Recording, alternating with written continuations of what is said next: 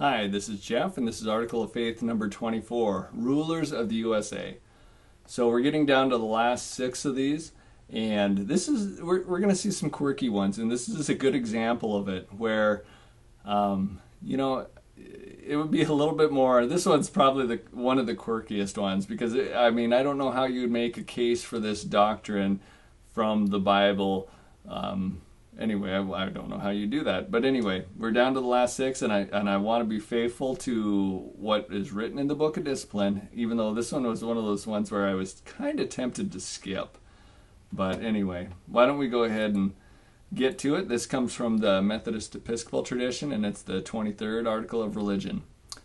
The President, the Congress, the General Assemblies, the governors, and the councils of state, as the delegates of the people, are the rulers of the United States of America, according to the division of power made to them by the Constitution of the United States and by the constitutions of their respective states. So, I don't even know for sure what to highlight here. They just wanted to make sure that we knew that we're ruling ourselves.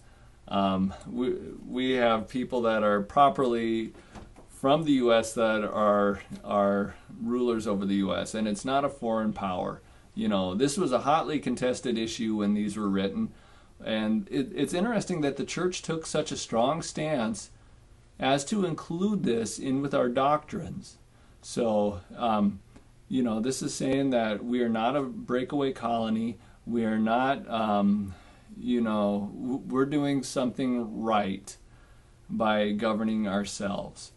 And the church is in full support of it, enough to include it in our doctrines. So that's the part where I just think, oh man, I almost wish we could amend these sometimes, because right now that seems ridiculous. But also, if we were to amend these now, some of the big issues that have happened over the years. I even think like now, what if we would have put something like Black Lives Matter?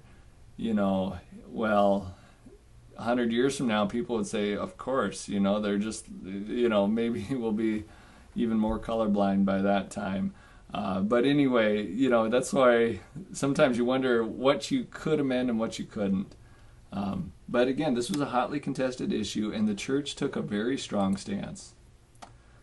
And then it goes on to say, and the said states are a sovereign and independent nation and ought not to be subject to any foreign jurisdiction.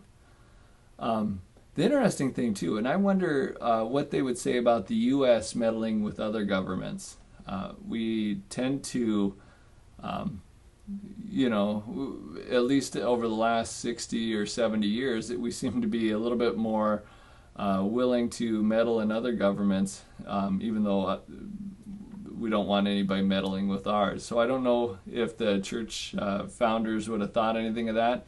And then also the idea that, we're a global church. So does this apply to other nations, or does it apply even within the church? Is this just talking about state governments, or is the U.S. just the smartest place on the world, and the non-U.S. part of the church really doesn't matter as much, that they shouldn't be influencing the direction of the church? It's just one of those things where it kind of confuses things a little bit when you're talking about a global church, and this is just focused on the United States of America.